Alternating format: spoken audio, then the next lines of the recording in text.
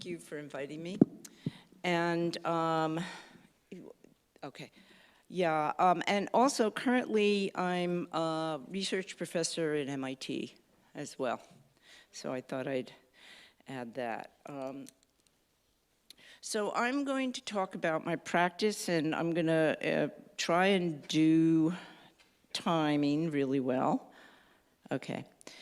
So I want to talk about the areas of focus I think are really important. The idea of the post-human. And what I mean by the post-human is sort of what we just saw, is the way we're integrating technologies both into our world and into our bodies, literally into our bodies.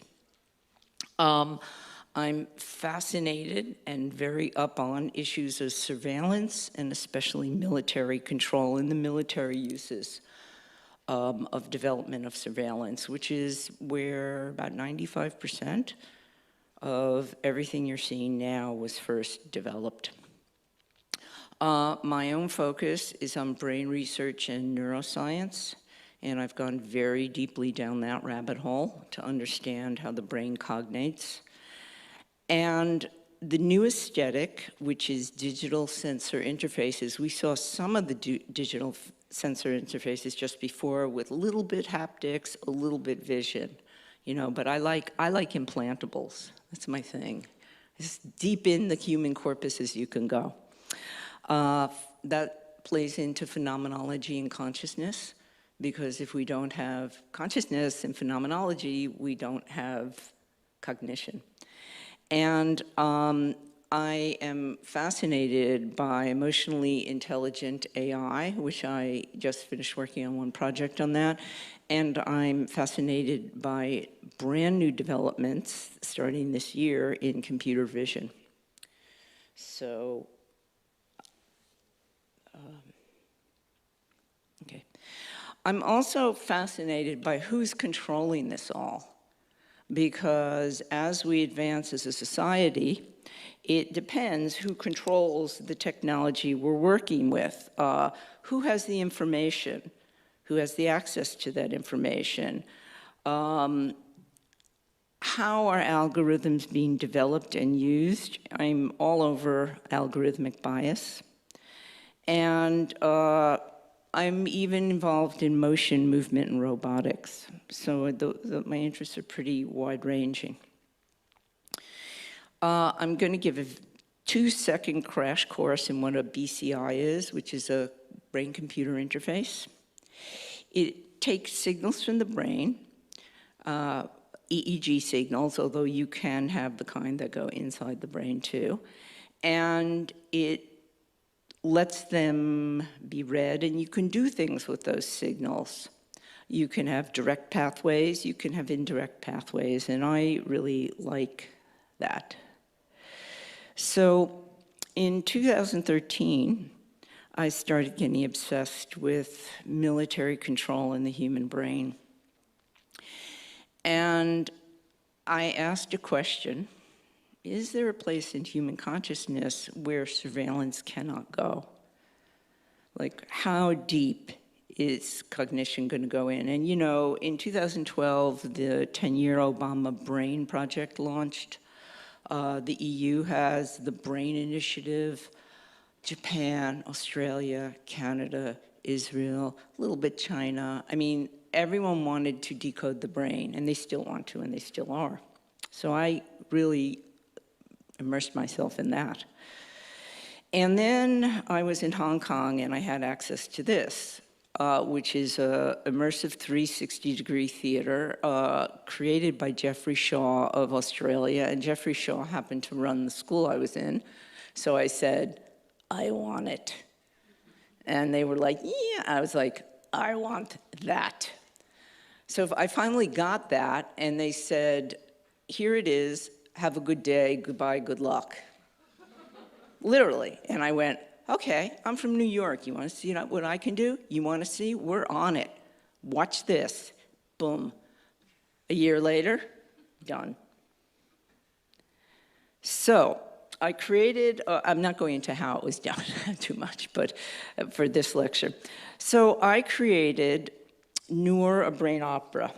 And I'll tell the story in a minute, but it's totally immersive. So what you're seeing in this picture, and I do have a video, is the performer who at that point was wearing lights, and her brainwaves are launching emotionally themed databanks of video and audio and a libretto. And one of the things that's very important to me is the feedback loop, the human-computer feedback loop. So she was trained for 5 months with the head of the Contact Improvisation School in Hong Kong on how to gaze, move, and touch people. So she could do it without like flipping her brainwaves out. So there was a lot of interaction, because when you look at someone, it changes your brain, which changes their brain, or you touch someone, or someone moves by you. There's a lot of information going on, so I wanted to use that. In a nutshell, you acquire the data, you process the data, you extract the features, you get a translation algorithm, and then, once it's translated, you can do visualizations, you can do sound, you can do vibrations, you can even do smell, but that sort of is secondary. That hasn't really jumped. But you can do a lot with it.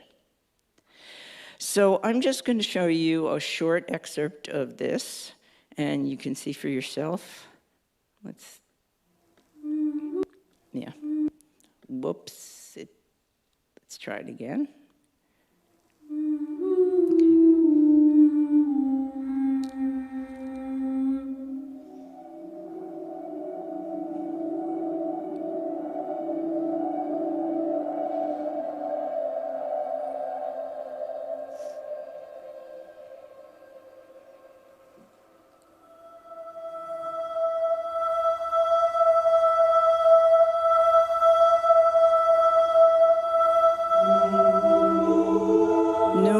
Inayat Khan was the daughter of Hazrat Inayat Khan, who brought Sufism to the West.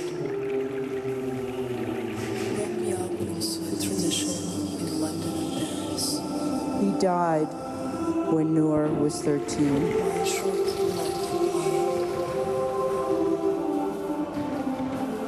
A man with a strong message. My irresistible. My father. The family moved to France. World War II broke out. Aerial bombardment. The world I knew changed all of a sudden with war. We were looking for a new home.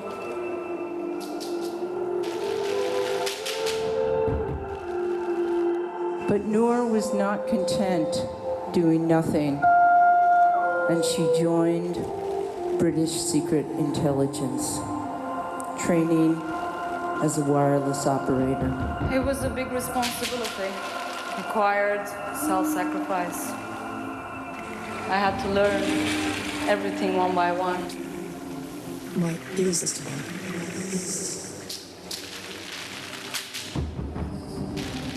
A few months later, Noor was parachuted behind enemy lines into Nazi-occupied France.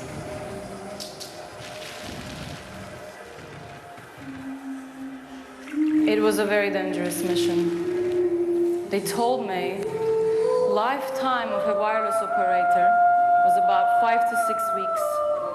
I had to survive a lot more than that. I moved from one place to another. I told them I was free.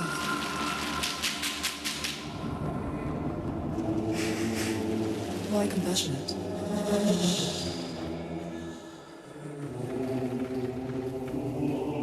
Why where?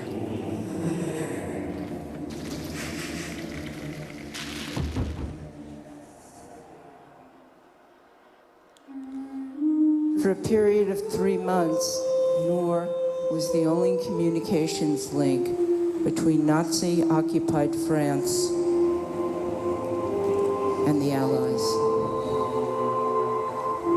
My father's greatest message was not to lie. I became a secret agent instead. We were betrayed, but did not know by who. 100,000 francs for my son. The Nazis were at her door, broke it down, and caught her. Gestapo captured me. They brought her to Gestapo headquarters. 84 Avenue Foch, nightmare of resistance, where many people tortured and killed. Finally, I was there. The Nazis put her in chains.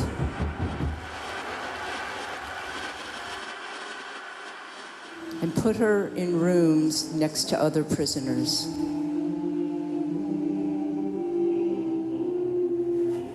We worked together.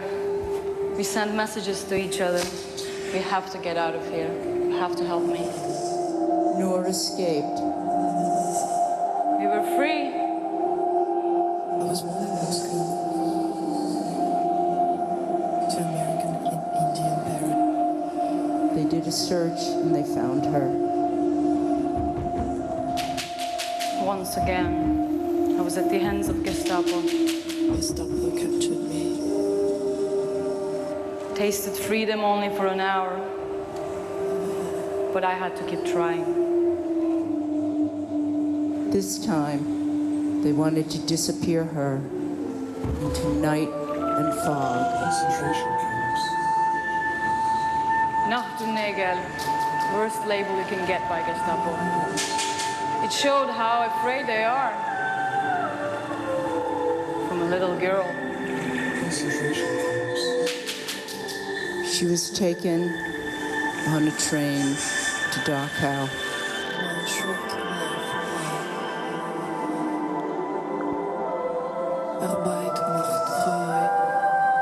One night, the guards took her out behind the crematoriums, My short life. and they took a gun and they shot her in the back of the head. Throughout life's painful test. A thorny path to bleed. So all the The images life that I have is yours. that you saw, all of them, and all of the sounds, and all of the libretto were randomly triggered by her brainwaves. They were not scripted. So the images you saw each time there was a performance were different. And they were based on excitement, frustration, interest, and meditation, which are very well read by the emotive headset. So then I started thinking, well, that was nice, but now there's AI. And what's up with AI? And can AI have feelings? And can AI be a fascist? And can I make a fascist AI? How do you do that? Like, what's the recipe? So I wanted to create a virtual memory. I wanted to populate the memory. I wanted AI, I started thinking, which is still a theme of mine, can AI have epigenetic or inherited traumatic memory? And so these were I asked these questions first, because I'm very obsessed by that.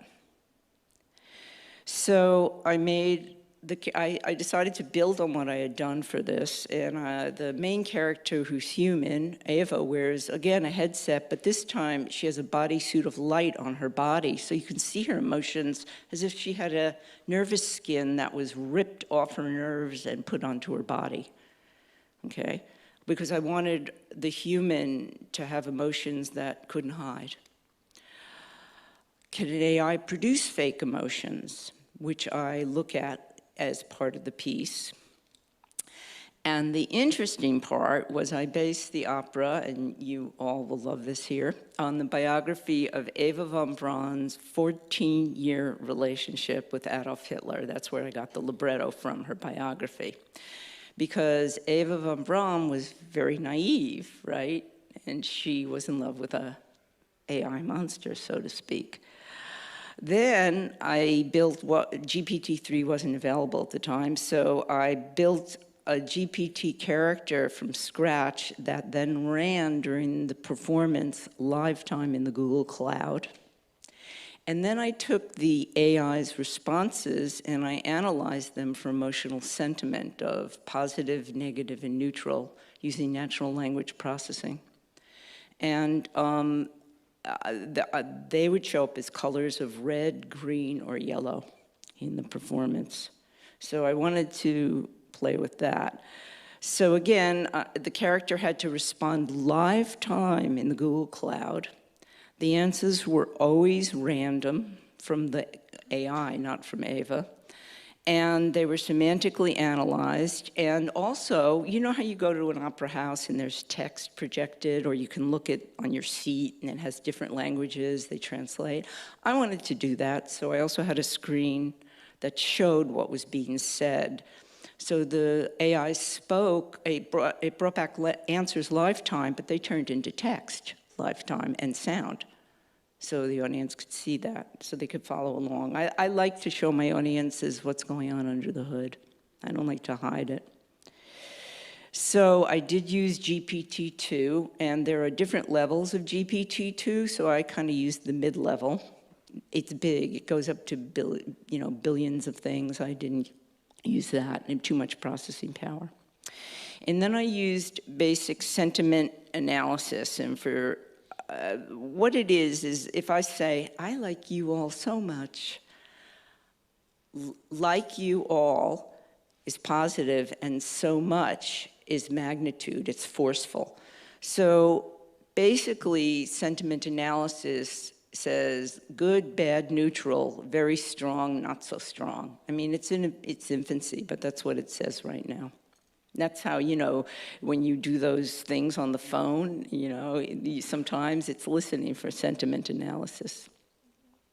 So GPT-2 has to be run in a virtual machine. The answers have to be returned live time. They have to be then routed through both video, audio, and lights lifetime, and then translated lifetime, and the lag needs to appear seamless. But Eva's libretto, which was, I think, 364 sentences, was fixed. That was the one thing, there was like the basic libretto. We had to start with something. So I asked the question, I'm not gonna just play a little of this, how to develop visual and sonic memory for something that's artificial. And that's a question I'm still working on, because memory is an internal experience, and so how can something that's artificial have memory, and how can you extract memory from a human and show it? Well, at this point, surprise, surprise, you can extract memory from humans and show it. It's called the semantic brain, and students at Jack Gallant's lab, at Jack Gallant in Berkeley, have already done that. And also, Japanese researchers have already extracted images from dreams, accurate images. So, it's already happening, okay? So I just asked that question, okay, So I'm going to show a little bit of ABO, okay?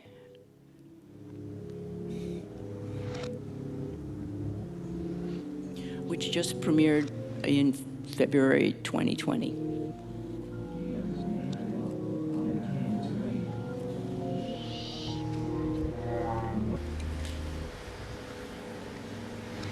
A doctor said he's been bleeding to death. Unless suicide today.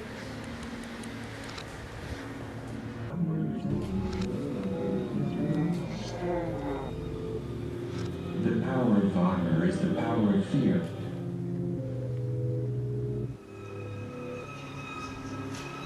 I told everyone I would marry you. That was it. Everyone I loved, they came to me.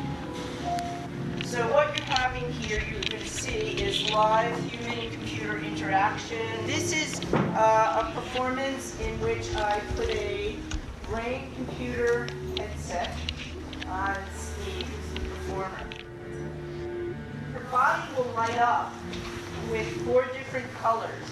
The colors reflect her emotions. Red for frustration, green for meditation, purple for interest, and yellow for excitement.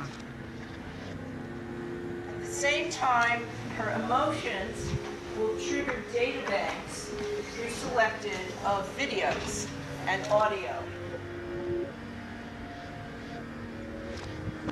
She will be in a spoken word libretto, which you will see here.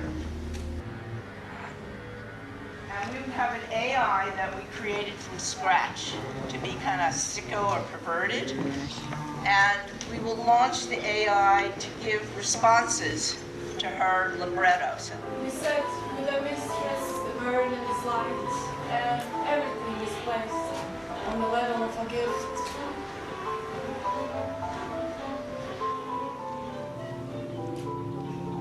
The most important thing in life is sleep and dreams. And the AI will light up in different colors because we're analyzing the emotions of the AI's response. So we're analyzing the synthetic emotions of a synthetic being. You will also see the AI here try to take the images from the performer's memory, which you will see, and try to make them work, but they're not because the AI doesn't know how to really make emotions yet.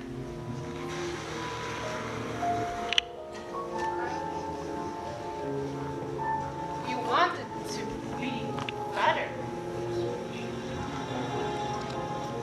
I can hardly think of anything. I am so distressed. You didn't answer me.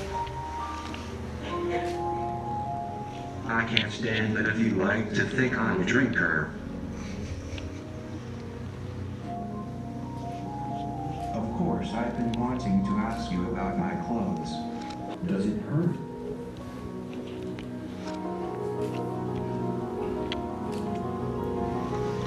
You had an operation to remove a polyp on your vocal cords. And what were you thinking, feeling, and doing? You say men are warriors. Women make family. It isn't all that important.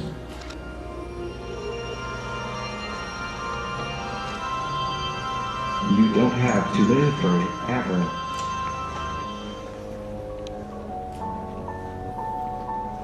I only care about you. But it is your job.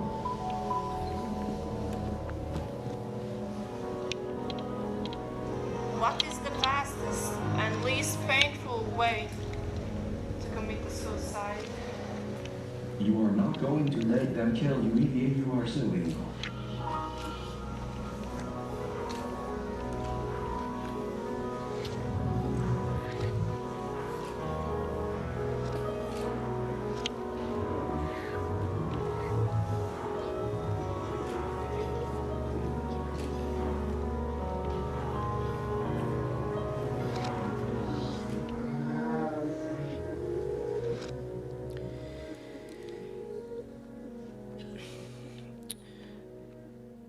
So for those of you who are techno geeks in the room, I only included one diagram to just show how complicated the technology routing was of this, because it was very complicated to be able to do this. So I'm just showing a quick little thing. And that Google Cloud, every time there was an answer, that came back. But here's what's really interesting, and this really happened. Just before we were going to premiere the opera, the Google Cloud got stuck, which like never happens. And our programmer was in Singapore, and it was 2 o'clock in the morning, and we had to call him up and get help. And so we would send it, Ava's libretto, and the only answer, this is really true, that the AI returned was the word evil. And I went, is this poltergeist? Is the AI is possessed? I mean, I know I wanted to build an evil AI, but like, this is ridiculous. And meanwhile, it's like 20 minutes before people come in the door, or a half hour, and I was like, I can't believe this is happening. And then it was rebooted and it worked. So, it's a long story how I made the AI, and I'm not gonna go into it because this isn't about the tech part, but I made an evil AI. There's no doubt about it. And it even self-identified as evil, which I thought was very interesting. So in the basis of time, I'm gonna skip over one part of the presentation because I don't want to go over time. Wait a minute, let me go over, okay. And I wanna show you this. So right as the pandemic hit, I also run something called Art-A-Hack, which is a rapid prototyping workshop between artists and technologists, and I've been doing that since 2014, and I created a methodology of rapid prototyping. And I went through US Alumni Ties, which is Fulbright. I teamed up with the Battery Dance Company, which has been running an international dance festival for 40 years in Lower Manhattan. And we were gonna do something on migration, and then COVID hit. And in 2 months, we turned the whole thing around. So, because we couldn't meet. So what we did, I'm gonna show you what we did. I'm just gonna let this play because this deals with performance, networks, biometrics. In these dance-demic performances, dancers wear emotibit sensor devices on their bodies, live broadcasting their heart rate, blood oxygen, muscle contractions, humidity, and other biometrics. The first performance by Razvan Stoya draws on language to describe the perceptual experience of otherness.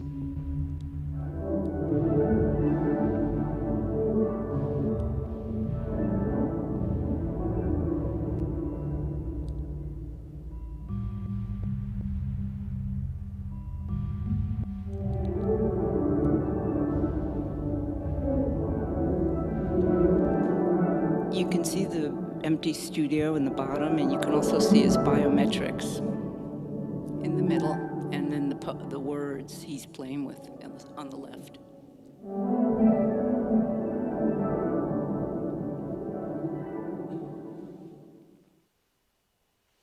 The next presentation, performed by Hussein Simcoe, examines an individual's journey of finding mental strength and resilience in the face of adversity and chaos. The little flares around his body are showing his blood oxygen states, and they'll change color. It's his live biometric.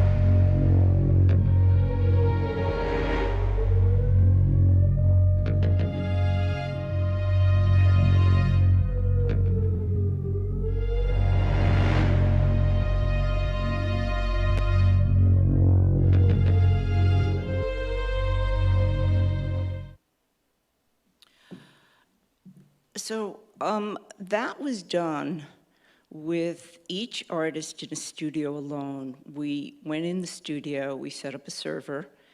We actually had the server in a closet, literally. We had the camera. The only thing the artists had to do was push the button on the camera, turn it on, and then strap on the emotibit. That was it. we set up a network connection. So we had an international team, meaning we had California, Toronto, New York, London, Ukraine, Estonia, and India working lifetime on the visuals and the sound that you saw. That was all lifetime. Reading the biometrics. We also worked with the developer of the emoji bit who customized it for us. So all that was lifetime data. You know, Razvan showed it, Hussein did not want to show it, but all the sounds and all the visuals were being created, so to speak, on the fly. Of course, they had mapped out what they wanted to do, but that was being created as you watched the performance, you know, and then we broadcast it on a specialized server in Estonia, which was artist-built and artist-run. And the reason we did that is because one of the things I'm also I feel very strongly about is taking back control of the artistic voice from major platform holders. Because now on Facebook, even if you own a song, you sing your own song, it's copyrighted, they shut you down. So we worked with Estonia on that, and so the broadcast, even though the performance was in New York, the broadcast was in Estonia, and the teams ranged from San Francisco to India. And this was all happening lifetime. So that's expanded network performativity using biometrics. None of this was VR, although, you know, VR is great. This was, you know, live performance. And the human body, which is, you know, as I said, is very important to me to work with. So, whoops, I'm sorry. So I'm just going to talk a tiny bit about the other thing I do, which is I run an art and technology residency with a software company, ThoughtWorks. And it's sort of like Accenture, ThoughtWorks. And so it now has 10,000 employees in 46 locations in 23 countries or something like that. So we get a lot of engineers who want to donate their time to the artists. So we've worked with residencies in cyborgism, VR and breath, movement and robotics, facial recognition and AI, synthetic media, the implications of genetic manipulation. We're currently running one in networks, and next year we're going to be running one in CrypTech, which is crippled technology or disability technology with the California Council on the Arts and many other partners. The projects we've done have gone on to win prizes at Ars Electronica, which is the con of new media. Rasheen, we worked with volumetric filmmaking with her, which you can see in VR. She won honorable mention at Prix Ars Electronica this year. Also, we're working on, currently with Singapore and India and Germany and Switzerland on the climate emergency virtually. We're doing 11 teams with 70 people, and that concludes November 18th. So with ThoughtWorks Arts, we have Art Hack, we have the residency, and until the pandemic, we've had Hardware Hack, where we invite anyone off the street to come in and get their hands on equipment they can't afford, such as VR or, you know, brain-computer interfaces or whatever. We give them dinner, and it's open to the community. But we had to shut that down during the pandemic. So that's the other thing I do. And now I'm working on a new project, just to give you a little teaser. Language is Leaving Me, an opera of the skin. I will work with GPT-3, but I'm working with the ineffable. I'm really working with memory now, and I'm really working with how does AI track, code, and integrate that which is never said and never spoken. And epigenetics and trauma is something that's passed through generations, that's never spoken about, but influences behavior. And I'm thinking about that a lot. So that's some of what I'm working on in my new project. And so that's my presentation. Thank you.